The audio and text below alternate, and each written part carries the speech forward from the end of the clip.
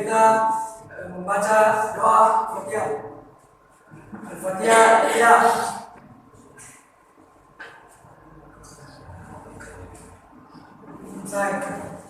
Ya, terima kasih Anda. Nah, selanjutnya Ibu mau cek dulu kehadiran siswanya. Siapa yang tidak ada? Ada keterangan? Oh, sakit. Sudah berapa hari sakitnya? Oh, baru hari ini. Sakit apa? Yang lain tolong jaga kesehatannya. Oke, Ibu sampaikan lagi untuk materi hari ini adalah lanjutan dari pertemuan kita minggu lalu yang terkait dengan rumusan masalah. Nah, selanjutnya masih ada kaitannya dengan penelitian. Boleh kalian perhatikan gambar yang ditampilkan. Perhatikan. Di atas itu gambar apa? Perbedaan dari dua gambar itu apa?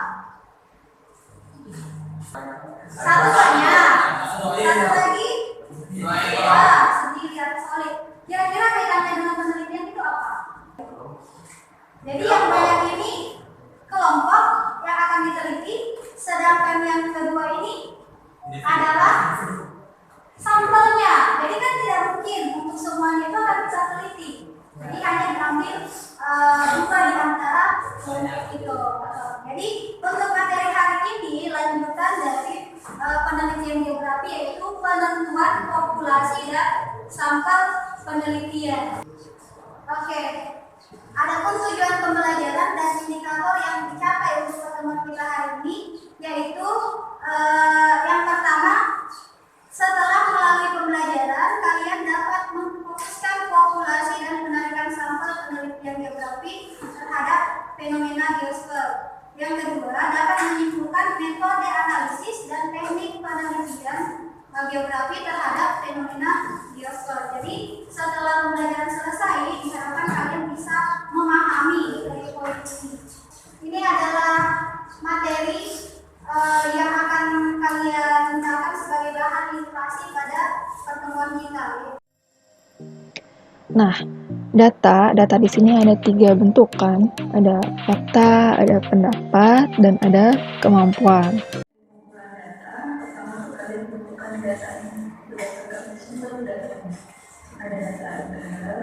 Ada data eksperimen. Jadi itu adalah informasi terkait dengan teknik pengambilan data di penelitian geografi. Nah, selanjutnya kalian lihat tidak ini apa? Gambarnya, silakan diperhatikan. Itu gambar apa? Orang tidur. Itu kebiasaannya siapa? Biasanya siswa. Kebiasaannya siswa kalau di kelas ini? Tidak.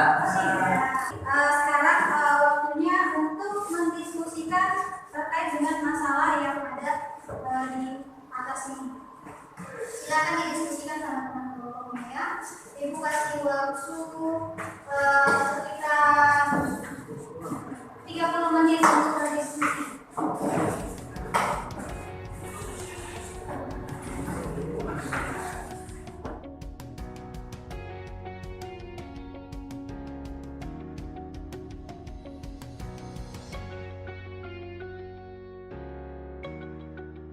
Gunakan informasi yang ada di tablet untuk penampilan data atau informasi yang ada kaitannya dengan LKPD kalian. Silakan gunakan laptopnya untuk mencari informasi yang ada kaitannya dengan LKPD yang dibagikan. Jika ada kendala soal pekerjaan, boleh kalian tanyakan ya. Misalnya aku sudah tahu ini apa, ya tanyakan saja. Aku kasih waktu 30 menit.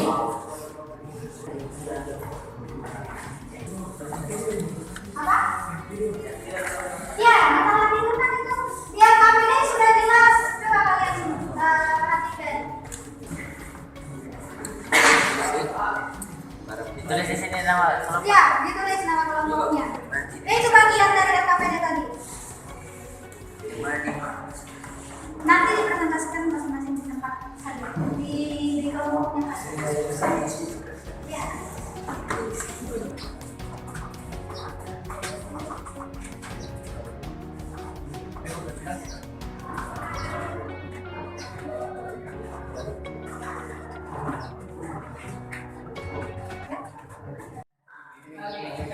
Nanti di bawah ini kita kasih motivasinya di situ apa yang dapat kita lakukan sehingga supaya tingkat motivasi belajarnya itu meningkat.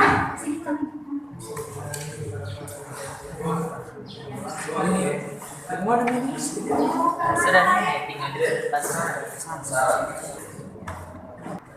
Oke, sudah ada kelompok yang selesai. Sudah ada kelompok yang selesai. Oke, silakan kelompok 2.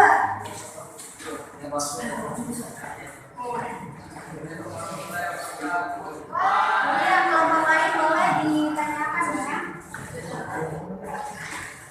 Identifikasi masalah motivasi belajar santri kelas 10 IPS SMA Pesantren ini.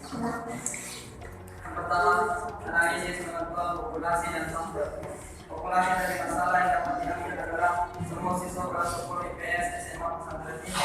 Sedangkan untuk pengambilan sampelnya yaitu pertama dari siswa kelas 10 IPS SMA Pesantren ini secara acak. Adapun teknik pengumpulan data yang dilakukan yaitu dengan menggunakan wawancara dan kuesioner, di mana teknik wawancara adalah teknik pengumpulan data yang dilengkapi data yang tidak terungkap dalam teknik observasi. Ya, assalamualaikum warahmatullahi wabarakatuh. Waalaikumsalam. Oke, dari 2 kelompok yang tampil tadi, ada yang kelompok lain yang ingin bertanya terhadap hasil presentasinya. Ada yang mau bertanya? Oke, silakan.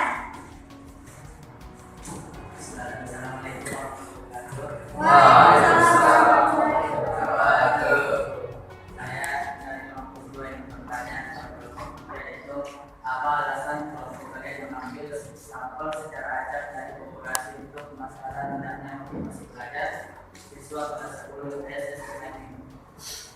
Itu saja, sekian. Bagaimana kelompok 3 mau langsung jawab? Ya, silakan.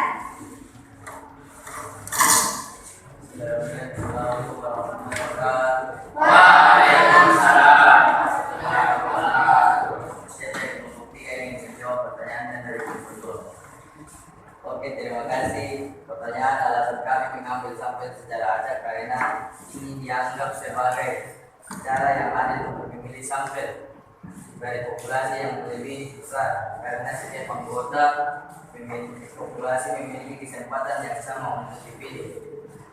Sekian, assalamualaikum warahmatullahi wabarakatuh. Waalaikumsalam. Ada tambahan jawaban?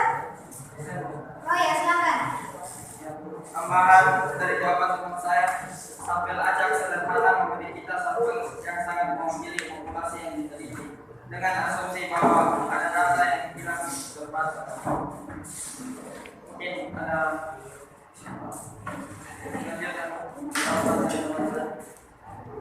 Waalaikumsalam warahmatullahi wabarakatuh.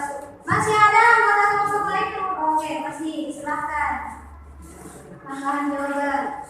bahwa simbol dan subsidium tidak perlu membagi populasi menjadi subpopulasi atau mengambil angka tambahan lain sebelum memilih anggota populasi secara acak.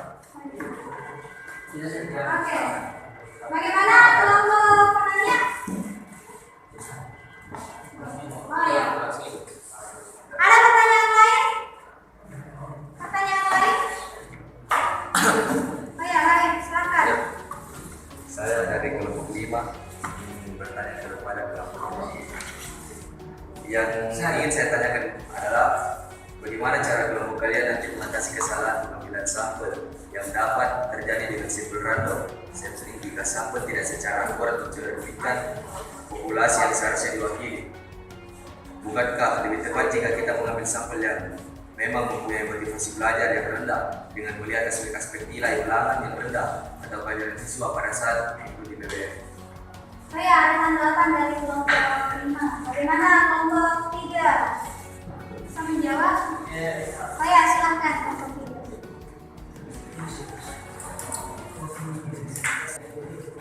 3. Ya, terima kasih atas tanggapannya. Kenapa kami tidak mengambil sampel yang seperti Anda sarankan? Tapi karena mengingat waktu yang diberikan singkat dan kami menganggap bahwa semua simulasi memiliki motivasi belajar yang sama, sehingga kami tidak melakukan pendapat lagi terkait tingkat motivasi belajar siswa di kelas X, IPS, SMA, dan ini. Jawaban saya dari Fakultas Waalaikumsalam warahmatullahi wabarakatuh. Oke, jawaban yang sangat bagus dari kelompok 3 untuk semua pertanyaan.